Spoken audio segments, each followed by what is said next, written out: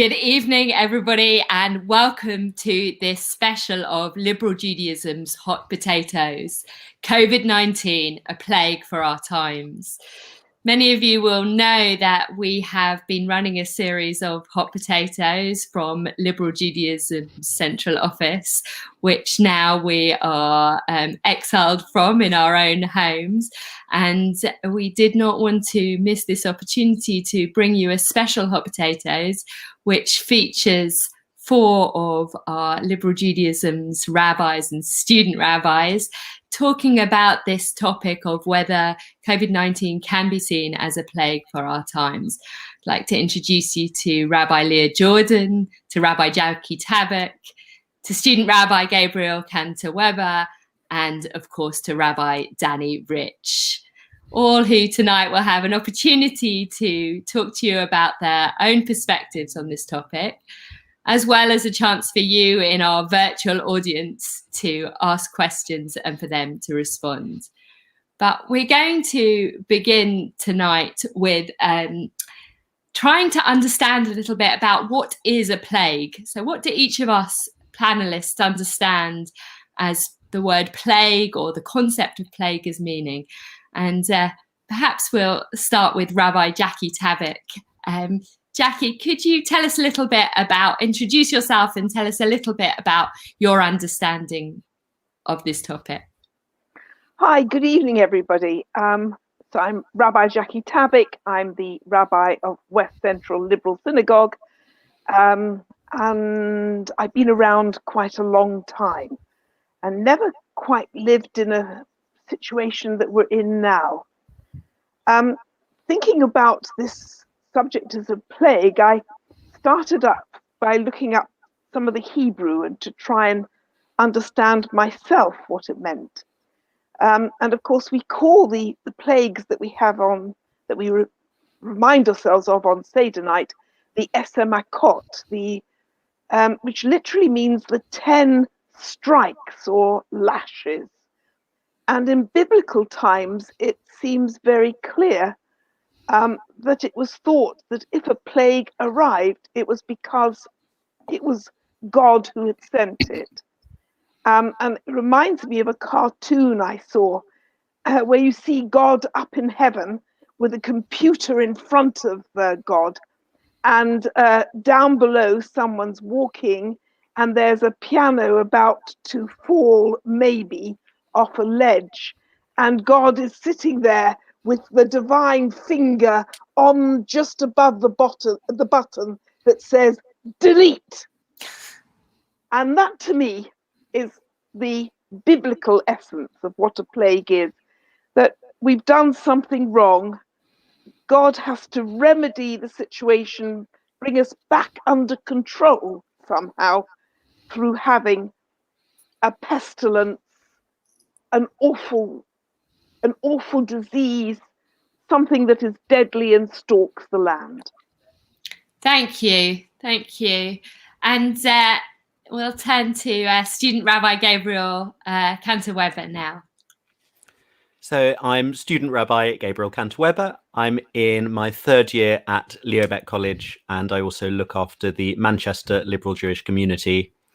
And you won't be entirely surprised to hear that I'm going to start by thinking about a tweet that I saw this week.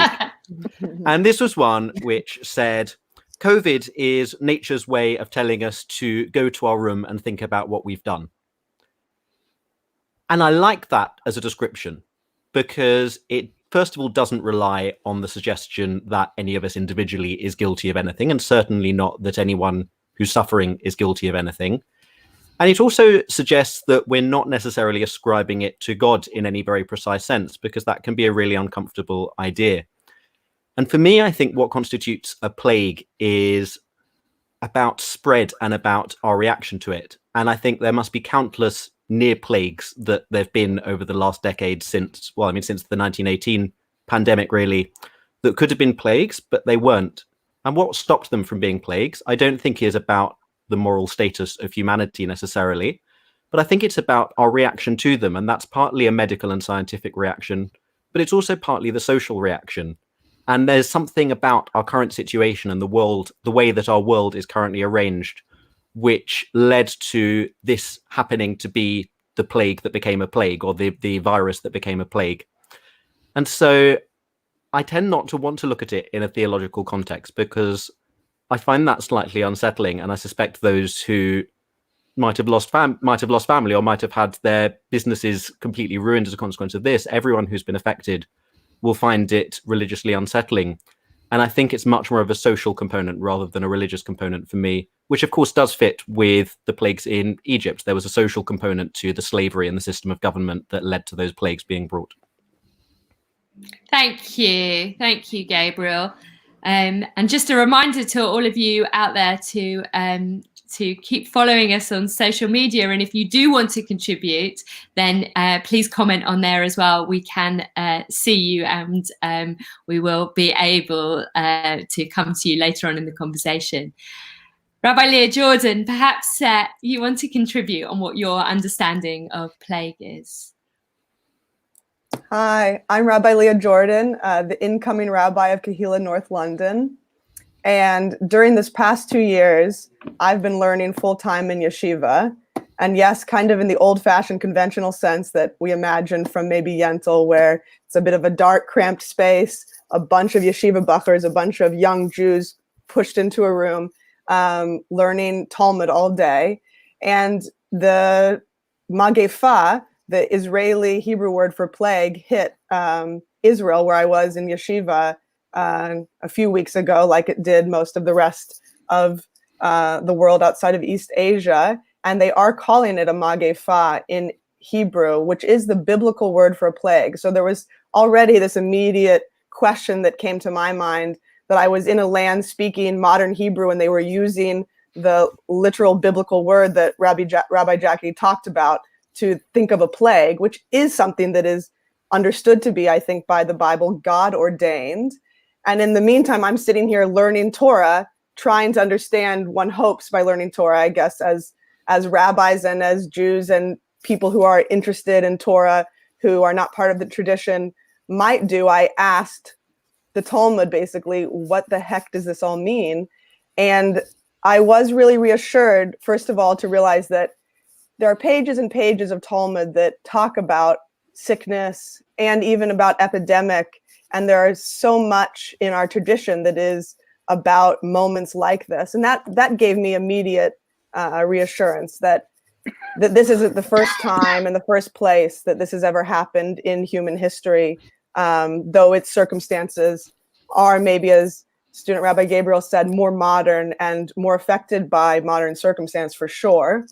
And I was drawn specifically to a story there in Sota, in one of the tractates in the Talmud, that we often tell people in a sort of fairy tale-like way. And the fairy tale version of the story goes, Rabbi Simlai, one of the rabbis of the Talmud, teaches that the whole meaning of the Torah is gimilut chasadim, is acts of loving kindness, is chesed.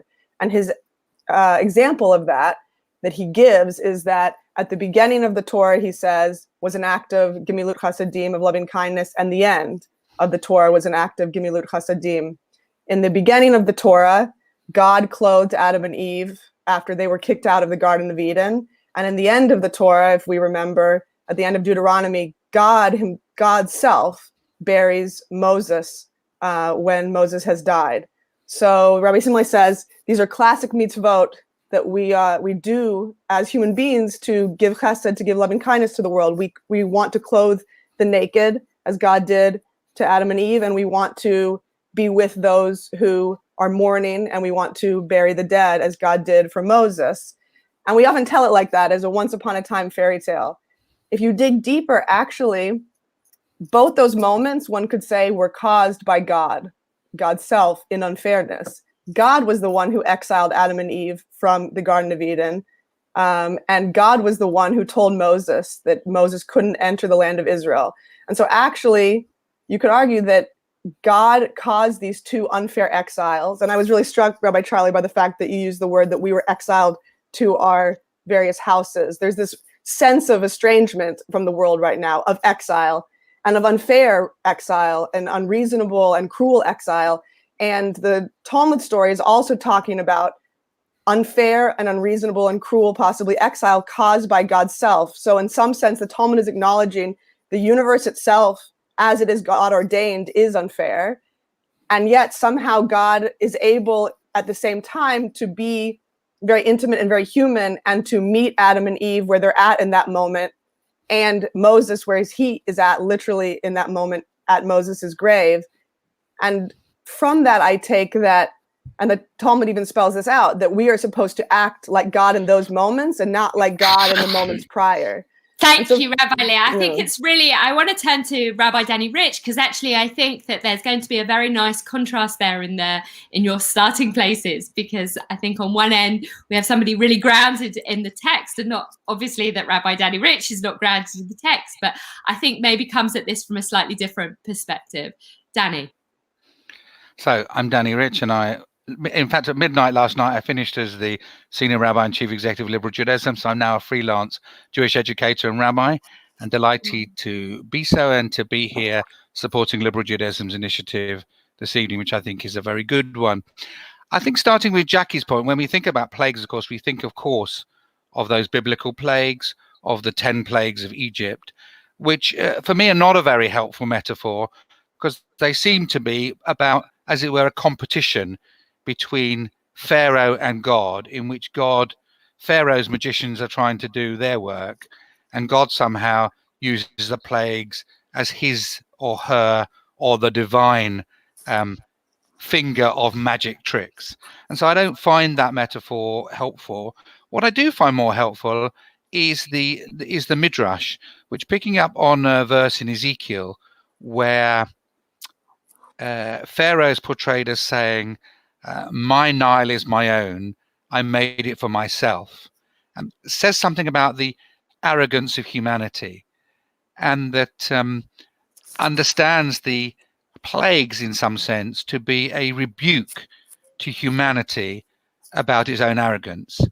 And that is not about individuals, because Pharaoh is in one sense an individual, but in another sense he's not an individual. He's a metaphor for an aspiration of arrogance and an aspiration of divinity. And so I see plagues, in a sense, which of course occur regularly, but I see plagues as being a rebuke about our arrogance.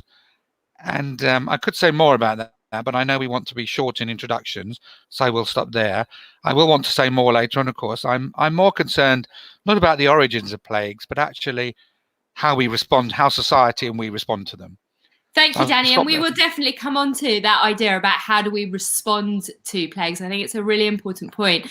I just want to stay in this moment for a little longer, which is this difference between our understanding of plagues perhaps today and our understanding of plagues in our scriptural inheritance. And maybe we can come back to you, Gabriel, about this, what you really see as the main differences between sort of a scriptural take on plagues and perhaps how us in our modern Twitter sphere or in modernity understand them today, and whether that comparison is helpful or maybe it's unhelpful. So there's actually a different biblical plague, which I think really draws this into focus. And that's one that David was involved in somewhere in Samuel, 1st of Samuel, I think. David has an illegal census, and God says that David is going to be punished with either invasion or famine or plague, and gives David the choice. And David chooses the plague, and the commentators think he chose the plague because it would affect everyone equally. Whereas had he chosen the famine, he, the mighty king, would be fine because he had storehouses. Had he chosen the war, he, the mighty king, would be fine because he had a well-defended palace. A plague made him equally vulnerable to everyone else. And that's a really interesting... Sorry. No, Gabriel, finish and we'll come to Danny. We'll let him comment in a second. We'll come back. Danny can always interrupt me. I think that's a really interesting way of viewing plague, because that's making it not just a divine weapon, but making it a human weapon. And I think that maybe marks a transition where the plague is becoming a social phenomenon and being harnessed and used in different ways. And certainly the way we're seeing COVID being used today is leading to astonishing socioeconomic changes. We've seen some of the most left-wing policies ever introduced by a British government, and by far from the most left-wing British government, the impact of this is being felt far beyond a medical sense. And I think maybe that's something that David was beginning to grasp towards at the time as well. These are world-changing events and not just limited to their actual facts. I think that's a really interesting commentary, Gabriel, that I think that actually there are going to be a lot of people on the panel who are going to have something to say about. Maybe, Danny, let's come back to you, because clearly you had something you wanted to add to Gabriel's commentary. Yeah, I just want to observe that, of course, theoretically, plagues are equal in their impact, but in practice, they're not. And I just worry about when the current plague, eventually arrives in Africa, what the medical services there will look like, and compared to, even Italy, and I say even Italy, which is perhaps the most extreme example. And I mean, I happen to delight in a wonderful garden with an aviary and fish in it. I don't actually need to walk out anywhere in order to have a sense of nature. But as a local council, I'm dealing with calls from single parents who live on the 13th floor of a tower block, and for them, this isolation itself is a very different experience from Danny Rich in his nice garden. And so, whilst of course it is absolutely true that plague can hit if Boris can get it, and Prince Charles can get it, and Joe Bloggs can get it, and Josephine Bloggs can get it, in theory it strikes us all equally, or maybe more equally than famine or whatever the other alternative was. In practice, part of what I've been thinking about is how this plague, never mind any other plagues, but this plague in particular, is having very different impacts in very different ways. And I know Gabriel wasn't suggesting anything different. Never mind that some of us are more robust mentally and physically than others. So I think we have some that, in a sense, what the plague has done for me, or if we want to call it the plague, what this plague has done is to simply remind me, because of my particular responsibilities, of what differences there are in our society. Thank you, Danny. Thank you. I think it's really interesting how we've been able to make a modern commentary which has come from embedded in a scriptural understanding. And Rabbi Jackie, I think you had something to add to that. Well, I just didn't want to let go the divine connection that some people make with plague, that I don't. I must tell you, I find it blasphemous in many ways. But I still think we have to be able to understand it, or at least to hear it. I remember a few weeks ago, before we were locked down, I was in the doctor's surgery for something very unimportant, and there was a woman who was running around the place worried about possibilities of the virus. And she said, "Oh, but it's okay." She said, "My Rebbe told me if we daven on the morning and shacharit and mincha and mari, we won't get it." And I didn't try to have the argument. And then there is some of our Orthodox colleagues who are suggesting it's because we talk during services, because we don't pay attention. Not we have women rabbis, you mean? Oh, absolutely. I was going to not mention that, but LGBT issues as well. That's why the plague has come. And then, of course, and that is picked up by evangelicals, Christian ministers as well. And I think it's a really dangerous situation where people are putting that out into the world. And it's also ironic. I was studying on Monday evening. I have a chavruta with somebody on, and we were looking at Ta'anit. We've been reading Ta'anit. And, there in the tractate Ta'anit on fast days, it says that if something goes wrong, then you have a more and more and more stringent fast schedule until God sends the rain, right? And in some ways, it's ironic that that in one level, these rabbis are saying it's all because of us women rabbis or gays or whatever. But at the same point, they're not making the changes in their lifestyle more stringent because the plague is there. And go up to Stamford Hill, and you still see crowds of people around going to daven together. So let's stay with this idea. Let's stay with this idea, Jackie, of the of kind of the religious nature of our understanding surrounding plagues. And if we come to you, Rabbi Leah, maybe can you see something helpful about understanding COVID as a plague in a religious sense, or is it, as Jackie perhaps suggests, something quite dangerous? I would hesitate to try to interact with COVID, I think, in a similar way to my colleagues are hesitating to interact with it, as a plague that is God hitting the delete button. I also am very against that theology, but I am committed to trying to understand everything in the universe as under one Ein Sof, that God is everywhere in creation and God extends beyond creation. So all the terrible things, of which this is one of the worst that we have experienced in generations, I think is part of that universe. And so then how do we interact with it as part of what is being allowed to happen by a divine power that is happening, as a way that the world is created by the universe to be? Meaning, I think these questions come up for us whether we're atheist or theist, right?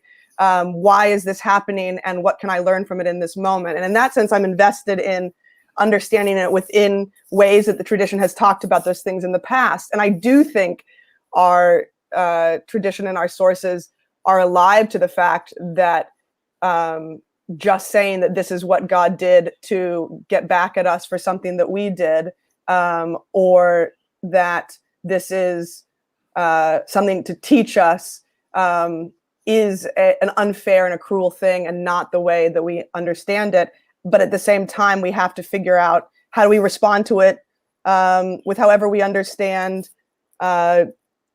kindness to be taught by the tradition, which a lot of people understand that through the lens of the divine. So that's, I guess, where my stakes are.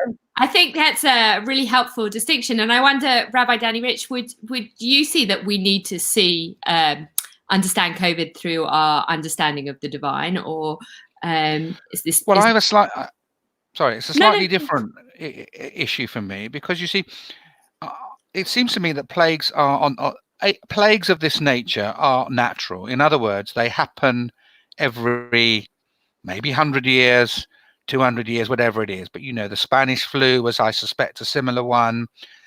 The Black Death, the Great Plague, all of these. So if we examine history, I would suggest these tragedies happen from time to time.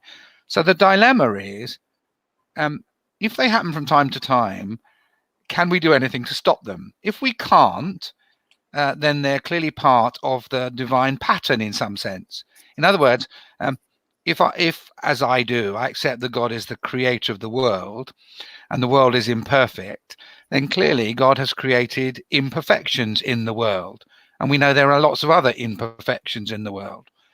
And we have to try and understand that in a theological sense. That is a bit different from saying, well, there are these potentials for these things to happen all of the time. And it could have happened with SARS a few years ago, but it didn't. And it could have happened with bird flu, whatever the other one was, that it didn't. And then the question is about, is there a partnership possible between the divine and humanity to avert, if that's the right, to avert the plague? Or is it a reality that the plague will happen, and really the partnership has to be between how God and humanity, or humanity through an understanding of God, deals with what happens, which does happen from every century or so. Thank you. I want to come to Gabriel and ask whether you think this,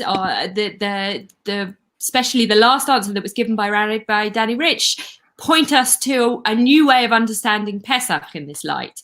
But before I let you answer that, and I'm sure that your colleagues will also want to offer their own opinions on that, I want to remind you out there that you have the opportunity in a few minutes to ask our panel questions, and I can see by the comments coming through that many of you are really enjoying the conversation and perhaps so absorbed in the conversation that you're not offering up your own thoughts or your own questions. But please do. I know our panel are really keen to hear from you as well, as are we. So Gabriel, if we can come back to you with that.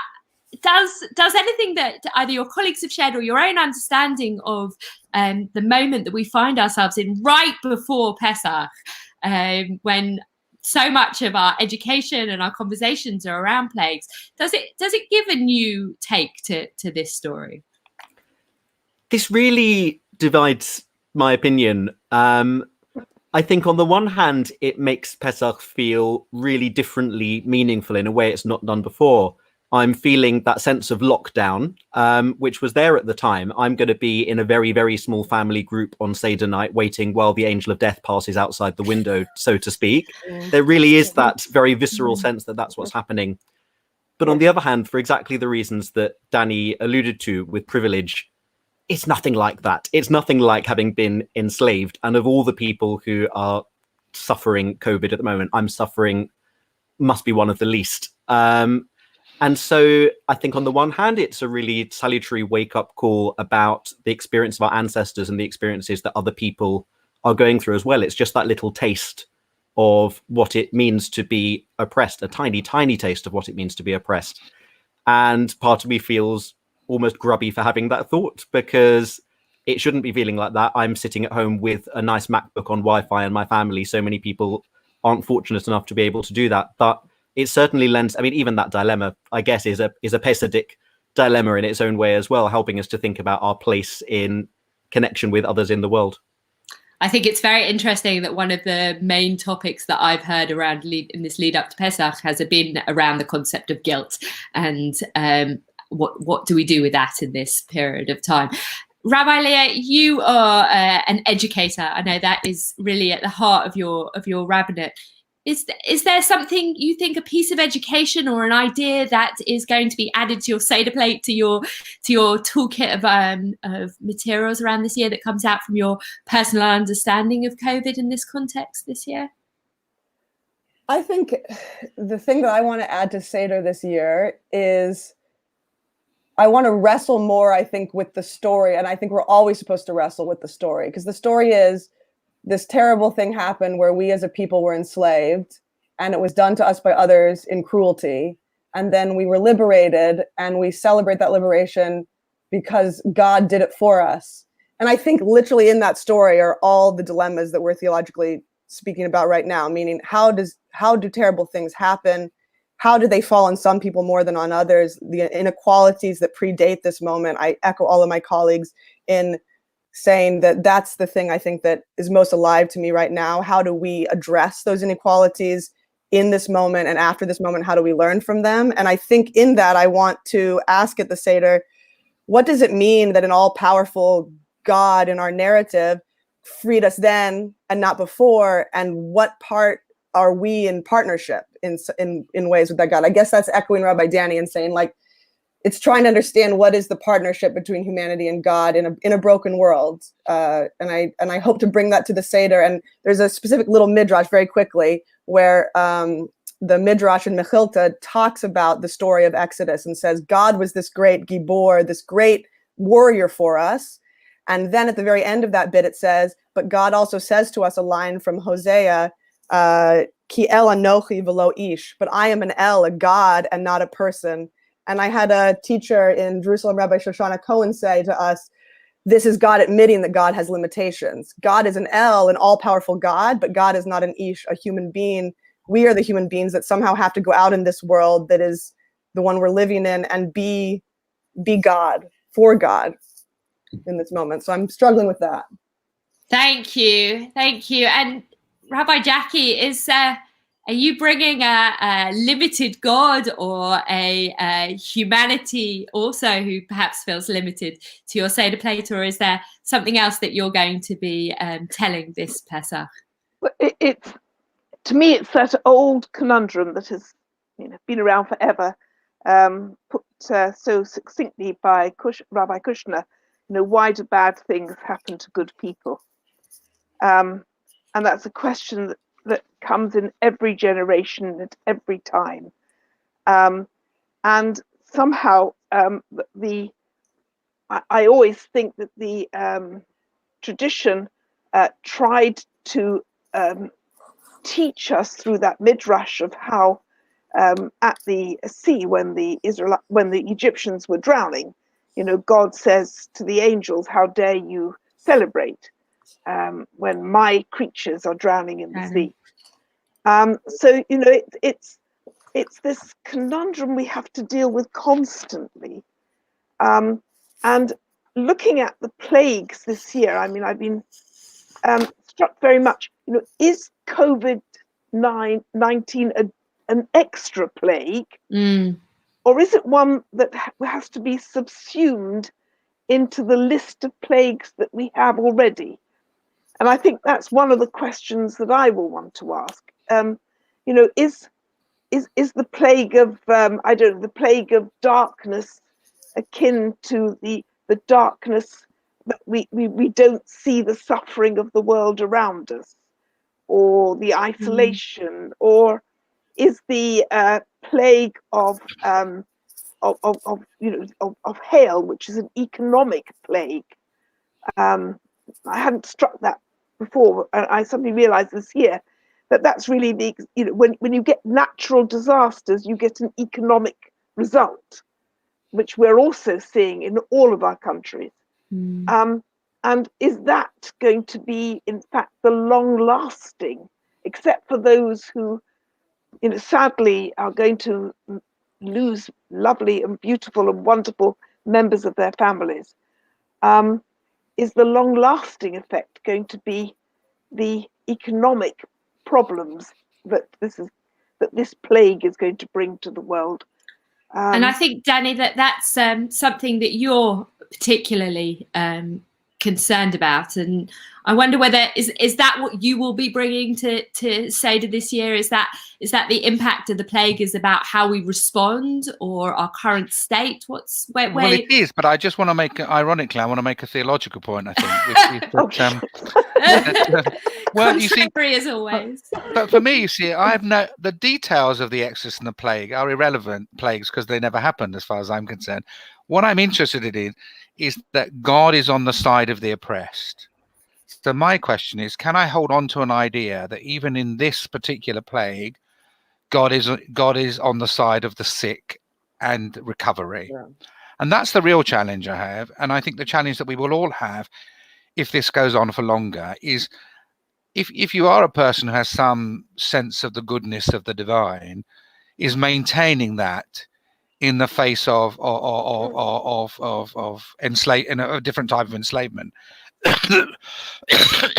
And the key to the Pesach story for me is that we tell it not because of the details, the imaginary details never happen, lovely though they are, but we're interested in the nature of God. And the bottom line is, for all the details, God is on the side of the oppressed.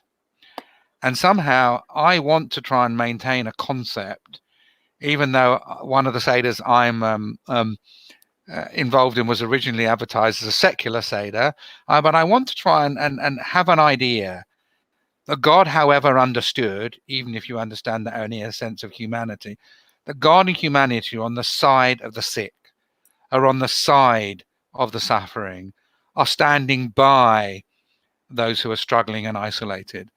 And that's really what I'm going to try and convey in this Seder. When we're ready, I want to make some non-party political, but political points about where we are now, and what I see as the irony of what's happening. And I don't know whether that's the time to make. Yes, I think we'll allow you to, as long as you bear in mind that I might. Yeah, sure. Mute you. So I think it's supremely ironic that we're talking about isolation when, of course, what we really need is globalism.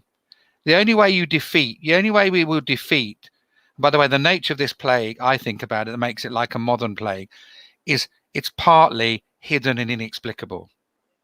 I think that's where I connect it back to the other plagues. Nothing to do with God and all his magic and the finger and all of that. I think plagues are about something which is dramatic inexplicable, of course unfair, and all the other things that go with this particular virus. But I think here we are talking about isolation. Excuse me, I've got a bit of a cough. When we mean when we should be looking for globalism. And ultimately, we are seeing, for very good reasons, and I'm not arguing, I'm not seeking to make this as an argument, aspects of of the power of the state, when really what we need is citizens' empowerment. The real way we will defeat this is when all of us accept responsibility for not socializing, for example, if that's what's required, not because we've got a police officer standing outside. So there's an irony that has to emerge from this and out of this, that having yielded some of our freedoms, because that's what we've done willingly, we've yielded our freedoms and we've isolated ourselves. We have to make sure that we don't, when we emerge from this, like when we emerge from Egypt, we don't go into a desert, but into a promised land. And so that instead of isolation and authoritarianism, we end up with globalism and world citizen empowerment. That's the political message that I'd want to take from this Pesach. So we've interestingly had a question which goes along those lines, which potentially that's one of your colleagues maybe wants to answer rather than you, which is that it's actually globalization that has allowed this plague to spread, and that it's in isolation that the solution is currently being found. How do we reach that ability to have some sort of globalization relationship with the other in a moment when we are so closed off and having to think so much about our insular and selves community? Rabbi Jackie. One of the phrases that has really been in my head, apart from the plagues because of this program, but the phrase that's been in my head is, this year we are slaves, next year shall we be free. And this whole sort of tension between what it means to be a slave, what it means to be free. And in that context, where you have that very powerful symbol of matzah, which at one point in the Seder is the symbol of slavery, and at another point in the Seder is the symbol of freedom. And in a sense, how can one symbol represent both? And what I think is coming out of this conversation of what Danny said and what you've just said is that globalization is both the slavery, the thing that enslaves us, and the thing that might make us free. That, you know, it goes both ways. And the problem is how it's used. And the same, you know, I mean, on a joking level, technology, you know, I find it enslaves me continuously when the blaster thing breaks down. But, you know, I also know that without it, we couldn't do this. And there's so many aspects of our life which are in that tension that, you know, one aspect of them is we can let it enslave us and cause us all the problems of the world. The other aspect of it will give us freedom and give a wonderful messianic future to the world. And how we negotiate that is bothering me this year. And Rabbi Leah, do you maybe have a take on how we do negotiate that very difficult balance of where maybe there are something positive that might come out of a plague, or while being careful that there are only some of us that might be privileged to feel that benefit? Well, if this somehow is something we can meet with more compassionate solidarity, then we'll have done maybe what Rabbi Danny said, which is really believe in a God that is with the sick and the vulnerable. If compassionate solidarity is what we can meet this with, I think that's the interesting side of globalism. I think the only way we come through this is together.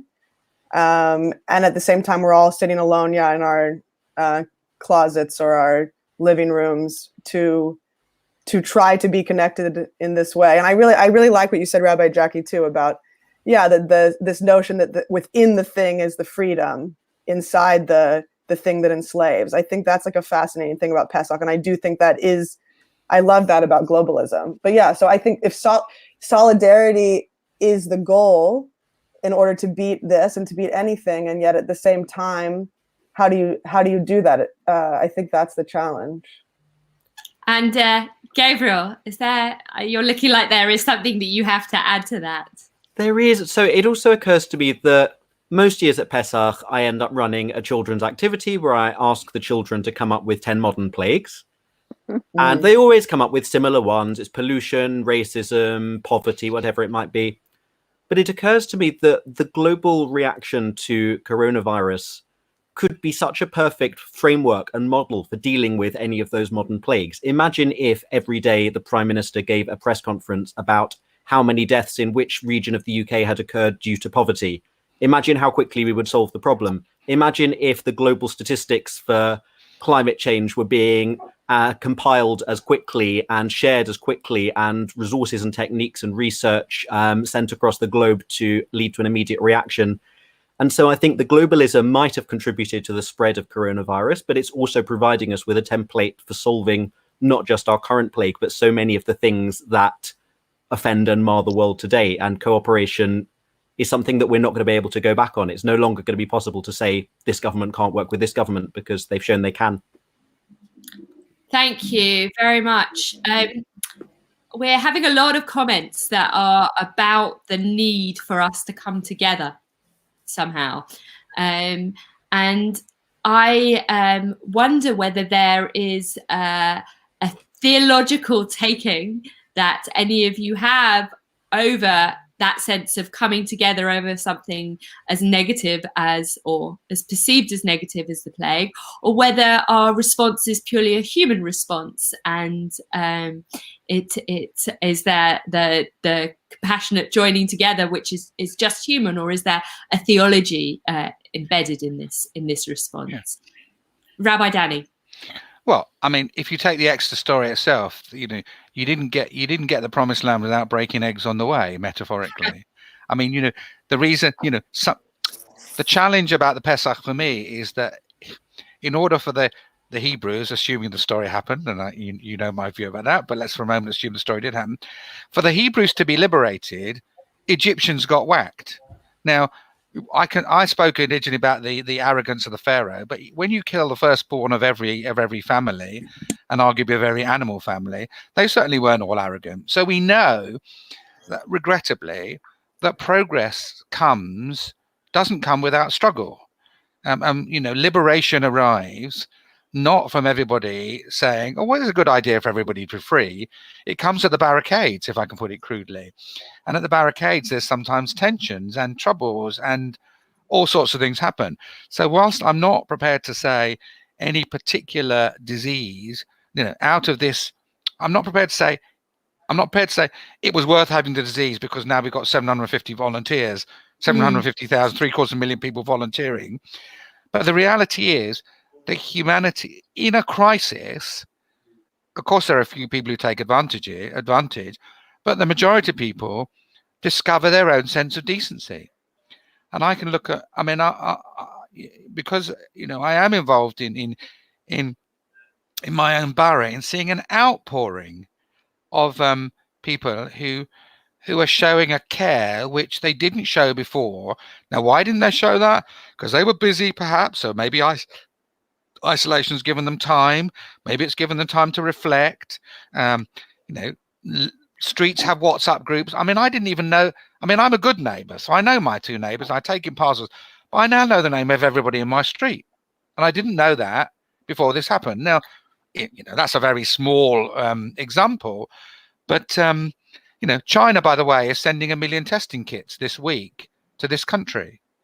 For all the fact that we've had antagonistic relations with the Chinese, and the reality is, for whatever reason, of course they're being paid for it, but they're sending 1 million testing kits this week. So, bad things happen to good people and bad people, but bad things happen. my question very often is not to worry about why they happened, although clearly that is relevant in some senses. But the question I always want to know is, how are we going to respond to it? I think that's more of the Jewish question. How will we respond to what it is that faces us without blame and without saying, it happened because of this or that, but to say, this is the situation we're in, Egypt. Where do we want to get to? The promised land, whatever that is, and how are we going to get there? And I think that's where we are now. Thank you. I do wonder, though, to push you a little bit on that answer, which is where is God in that response? Is God the responder? Is God in the WhatsApp groups? Where do you see the Jewish God or the God of the plagues in that response? Well, I see God on the right side, I suppose, because that's the only way I can imagine it. And I think that's what the Exodus teaches us. The Exodus didn't say that God didn't do some dodgy things, if we believe the story, or some unpleasant things, or unpleasant things didn't happen. But ultimately, the story is about that God assists the oppressed, not the oppressor. Thank you. And Gabriel, do you see it in the same way? I think ultimately I do. And I think we also have to be maybe slightly easier on ourselves than Danny is contending for, partly because no one really anticipated what the pressures of this situation might bring about. So I've been stuck at home, as has everyone else. I could have got through so many of my Leah College essays. I could have got the whole summer's work out of the way if I'd had the time. But I'm just finding it difficult to concentrate and settle because everything's going on. There's information coming from every direction. It's just such a bizarre situation. And I think maybe actually, first of all, not feeling that we will absolutely have to be taking phone calls from constituents or in WhatsApp groups with the neighbours all the time. Fair point. But also Fair partly point. recognizing that there's a God element of that as well. And I think God's frustration is evident throughout the entire Exodus narrative. And the idea of things being a last resort and God being helpless otherwise than to do terrible things. And I think recognizing that our own helplessness is part of our own attributes that we were given as well is a really important way of being able to get through this. And we have to get through it because we're going to be the people who are rebuilding whatever the world is going to look like on the other side of it. So we've had a question, Rabbi Jackie, maybe I'll direct this to you first, which is that maybe the plagues are not the disease, is not COVID itself, but rather the outputs. So the isolation, the anxiety, the resulting ill mental health that we're seeing already. Maybe they are the plagues. Would you agree with that? They're constituent parts of the plague, aren't they? Absolutely. I'm sure I'm not the only one who is not sleeping, I go to sleep and then I wake up in the middle of the night worried. And then I watch the news for a couple of hours. I don't know why, but it seems to be the only thing to do. And that sort of then it contributes to my worry and to my stomach ache. And I'm sure I'm not the only one. So I think that it's the constituent parts of the plague of COVID that are troubling us. It's very difficult to see it as a whole, and perhaps we shouldn't see it as a whole. Perhaps we should break it down because maybe it becomes easier to cope with the different elements. I mean, the isolation, we're very lucky, as we've all said. We have Zoom, we have whatever this is, StreamYard. We have means of being in touch. One of the things that keeps coming back at me in the back of my head is that the most oft repeated phrase in the Torah is, you should do X because you were slaves in the land of Egypt. And that the situation of slavery, which was, if you like, a blight on our lives, and many of the plagues were seen as a direct response, a tit for tat for what happened in the story. And I'm with Danny here on the story element of it, but the very clever tit for tat, you know, they tried to killed our baby boys, throwing them into the Nile, so the Nile turns to blood. And the tit for tats that go on throughout the plagues in the story, that maybe these are things that are teaching us that you shouldn't go home and kick the cat. That when all these different things happen to us, the result mustn't be that you take it out on other people.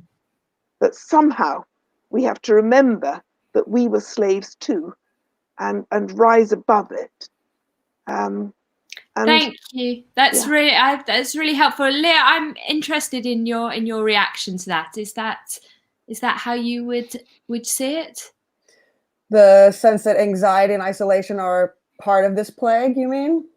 Yes, exactly. Yeah, I was just thinking as everybody was speaking and that question was asked, I had a terrible nightmare last night that I found out that my uncle and my mother-in-law were being menaced by a terrible evil scheme of some sort. And I somehow could see it better than they, even though I usually think of them as the more sound actors in the world. And so I literally took their hands, I remember in the dream, and tried to drag them out of the situation physically. And I woke up and it was very clear it was a corona anxiety dream, because it was that moment that I think has settled deep in my soul that they, in this moment, paradoxically are more vulnerable than me, and that I somehow am responsible for them because I am in a lower risk bracket. And I just wanted to name that I definitely think in that sense that anxiety is part of our experience in this moment. And I think to be aware of what information we're taking in and how it's making us feel. And I think to echo what Gabriel says, to be kind to ourselves, have compassion for what you can do and for what you can't do on your own self, as you would for anybody else. I think that that's a huge part of it. Thank you.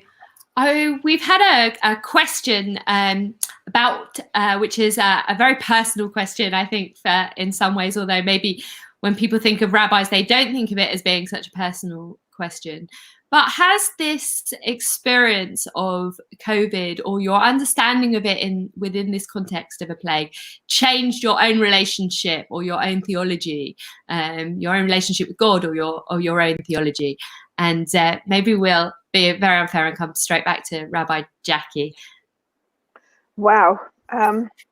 She's the God one. Well done. I'm not the God one. I bear this title, but without a reality. I have never. I have. It's like I have two aspects of God on each shoulder, and they change round. So it's not whether it's right or left or good or bad or whatever. There is a feeling of not. Of having a God that is way beyond us, that is the Ein Sof, that has no direct relationship with us as human beings on this world, and that set up this world, and we have to deal with it as it is. And yet there is a sense of a God who is close to us, and whom therefore I can address in prayer. And I live in this paradox, in this conflict, in this tension. The Adon Olam puts it totally. The beginning of the Adon Olam says how other God is, and at the end says, "But within God's hand I place my soul." And my body too. And my body too. Yes. Yeah, and my body too. And there's been days when, as part of my daily prayer, of course, I pray and hope that all those that I love and hold dear, and others too, for that matter, will not be struck down by this awful thing, and that will cope with it and that will get over it. And yet, at the same time as I'm saying that prayer, I say to myself, how can I ask that of God? Who am I to ask that of God? Why should God Why are care we not about angry me? with God then? So Rabbi Danny, you've just asked the question. Yeah. What do we do with our anger to God? Is this a question you struggle with? Do I struggle with it personally? Yeah. No, because as I say, I don't understand this plague as being something which God has, as I said at the beginning, that God has, as it were, placed upon us. But I do think that as rabbis, and since we're all rabbis, I know that not everybody listening is rabbis, but we're all rabbis on the panel here. I think at some point we might. 3/4. Well, I can't. It's just got a slightly longer title than I've got, and a double barrel surname. But I do think there will come a point where, and listen, those of us who are already rabbis or maybe student rabbis know it all the time. We are sometimes faced with questions about the unfairness, and people can be angry with God. And I also think that we as rabbis, whatever our personal theological views, when we're pastors, we have to find time and space for that. And I heard on the news today that in London, 2 of the youngest victims had died. Now, I guess for their parents and family, whatever we say, and I'm not being ageist, and it was very interesting. There was one man who was near to death from non-virus, then caught the virus and said, "Don't treat me, go and treat the younger people who." So there is a sense in which, particularly the death of young people, but not only, the death of anybody can evoke anger, as well as we as well as acceptance, all those other things. And I think that is one of the challenges that is very difficult pastorally for rabbis and others to do, for all of us to deal with. That the world is unfair, and it's not always easy just to shrug our shoulders and say it's unfair, particularly when it happens to us. If it's happening to all of us, it's maybe a bit easier. When it's happening to just us or something, it becomes a challenge which we need to try and meet, and in the sense that we don't meet it, we just have to hold the person who's angry. That's really what we have to do. I'd like to come to Gabriel on the same question, because being at a different end of the spectrum, perhaps, to your two colleagues who just, I try to who've just answered that question. It's perhaps particularly as a student rabbi, and that this is the first it's the first situation that any of us have lived through of this particularly, but it's perhaps more profound for you at this point in your training. Has it shaped your theology or your understanding of God? Have you struggled maybe with questions that your congregants have asked you? So I'm in the really fortunate position that I get to do a lot of sitting and studying and reading of Jewish texts without much responsibility. And one of the sort of genres that I take to most are those midrashim which depict God as being very human, God being helpless, God being tetchy, God being outwitted by rabbis. And I like those for 2 reasons, partly because that's a God I can identify with, a God who's absolutely perfect and beyond all understanding whatsoever. I just can't quite make that link, whereas the God the rabbis wrote is one who I can feel a connection with. But I also like it because the rabbis wrote it. And so having these frustrations and wanting to make excuses for God and wanting to find ways around having to blame God for bad things is nothing new. And I find it comforting to be part of that chain. And one in particular that feels relevant at the moment is an Exodus midrash, where the rabbi said that while the Israelites were enslaved in Egypt, God enslaved God's self up in heaven, and God was making bricks as well. And I wonder what it is that God will be doing right now, looking down, if we're going to go with that same idea that God is not able to intervene completely directly and just zap it and everything become fixed. What is it that God's going to be doing? I wonder if God will be setting up those neighborhood WhatsApp groups and refreshing the Guardian homepage. No, what the rabbis would be saying, is that God is suffering. That's one of the most amazing midrash or theme in the midrash is about the suffering God.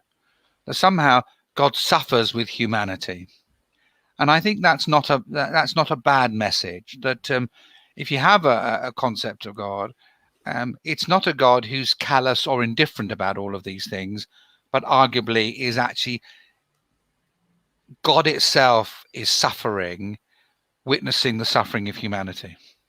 Thank you, Rabbi Danny. And I want to draw us to a close on that kind of quite profound idea with a slightly a less profound question, which was submitted by one of our younger viewers, who is very much picking up on people's struggles to complete their Seder plates this year.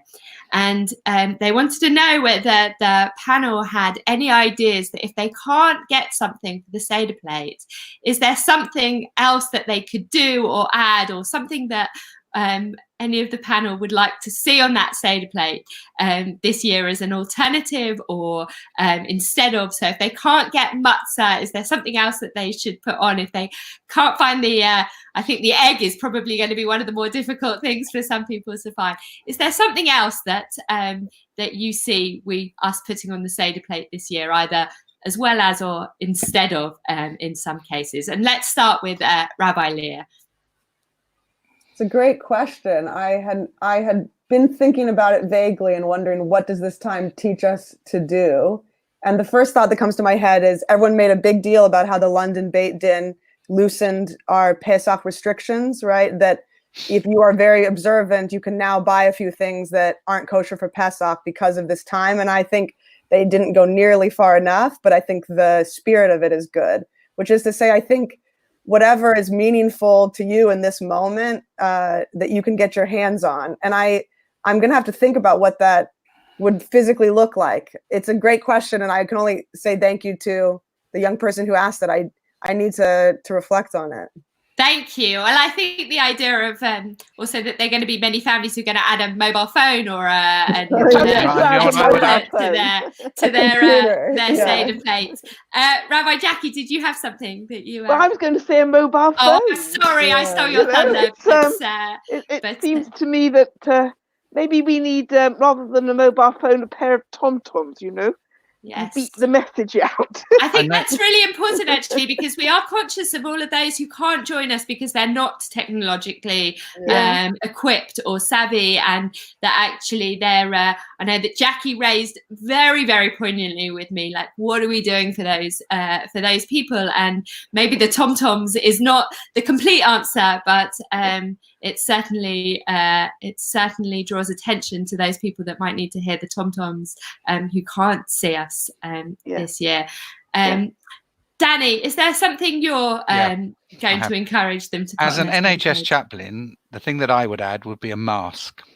And it makes a very important point. I think one of the issues which we will have to deal with when this is over is how, as a society, we were prepared to ask my colleagues in the NHS to go to work when many of them didn't have the right equipment to do the job.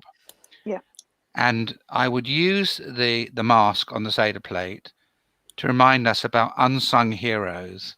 And I was thinking particularly of the midwives in the pre-Exodus story. That whenever there's tragedy and drama and all of those things, and rabbis and priests and Moses and Aaron come into the forefront, behind there are the heroes and the heroines. And so that's what I would, not that I can get hold of a mask, by the way, but if I could get hold of one, first of all, I'd give it to an NHS nurse, but I'm going to make a mask to remind myself of two things. One, those people, and also to make a connection with Purim, which in this sense, two things. One, as the Jewish people allegedly survived attempts to destroy them at Purim, humanity will survive this.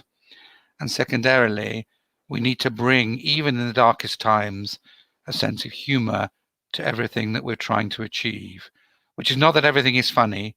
There are lots of things that are very tragic, but nevertheless, we will need a sense of humor to get us through some of the challenges we also face. I'm finished.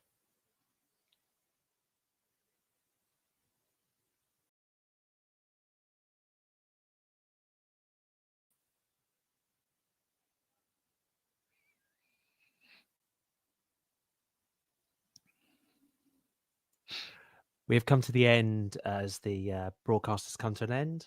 And I thank the people that are on there today and all the rabbis.